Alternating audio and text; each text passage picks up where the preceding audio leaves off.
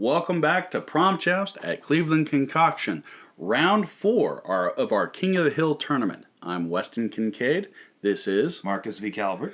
And today we have our reigning champion Megan Mackie going up against challenger Josef Matulich. You're going to see a serious case of offense versus defense in this one, people. You're in for a treat. Stay tuned.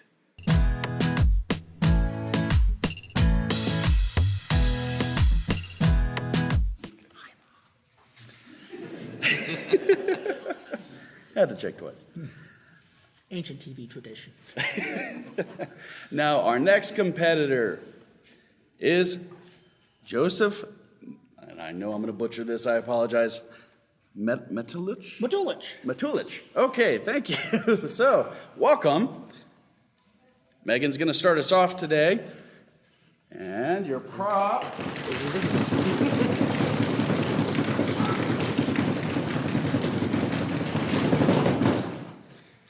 is a small Dragon Dagger.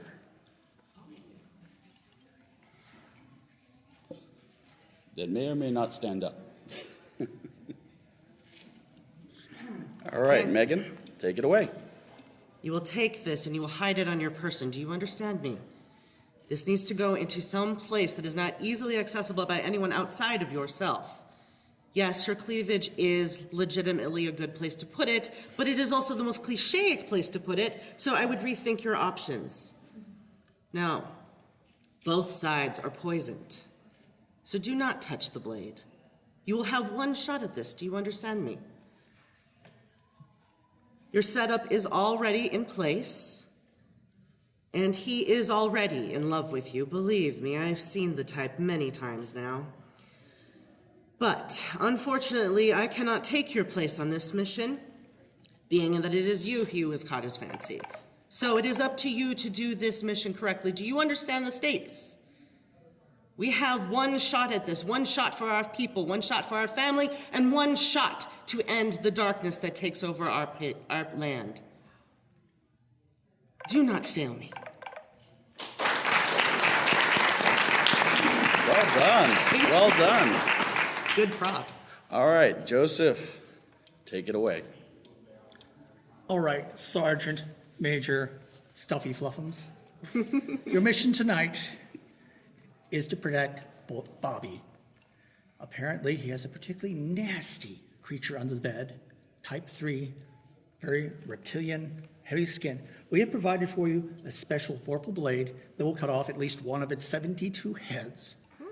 So, what you must do is, of course, make sure to cut off the one with the big teeth, the little teeth we don't worry about, and then to do whatever you can to make sure that the ickum does not get on the sheets. Mommy does not like it when there's ickum on the sheets. So, Sergeant Major, your task is to protect the boy at all costs.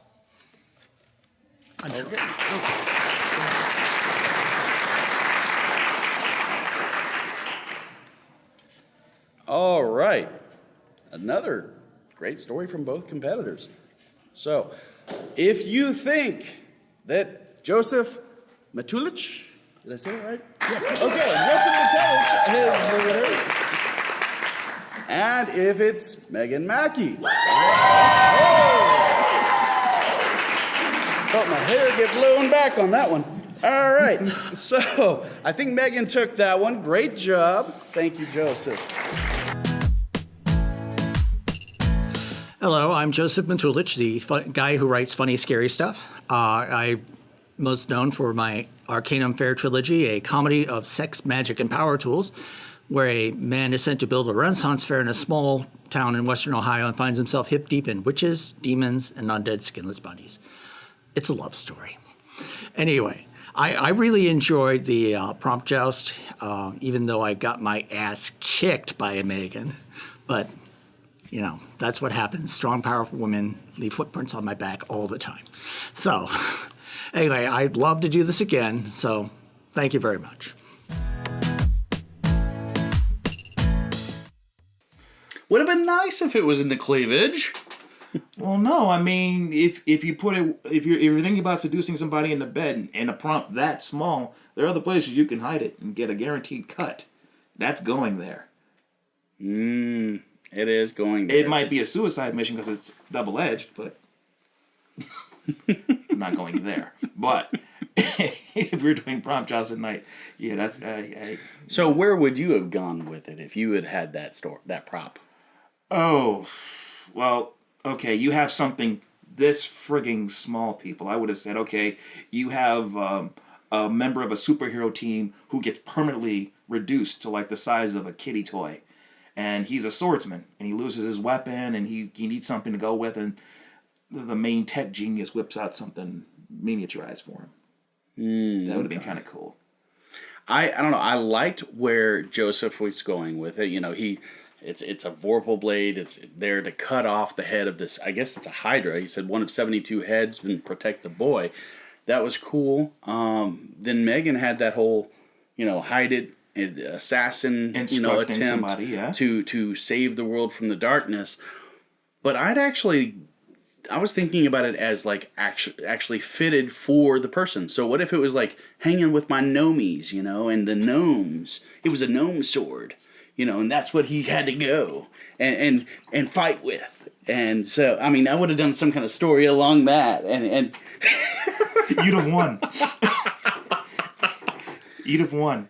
The very first prompt in like season 0, he does this ridiculous thing. It was like a spent injector or something medicine like that. vial. I do remember that. First prompt in season 0, yeah. He beat the crap out of me. I had the superior story. He had the most ridiculous thing. And dadgummit, we're all cracking up. And it was all To your become fault. the kooky monster or whatever. I do recall that. That was a while back. Oh, God. I still have flashbacks. I think you were in tears that time. But it borderlined on an intestinal Skittles prompt, but it wasn't. It was a good prompt. It was a challenging prompt. And for both of them to come up with that with under 10 seconds warning, bravo. Yeah, it was Bravo, really good. people. Really good. In the end, I don't know. Who do you think should have won? I think Megan pulled it out, but we didn't get to judge these. It was all audience reaction, so it was a lot of fun. But stay tuned. Tomorrow we have another episode coming up. This time it's round 5. You can find all of our books, links to our books below. Remember to subscribe. Again, I'm Weston Kincaid, and this is Marcus V. Calvert. Stay tuned. And please subscribe.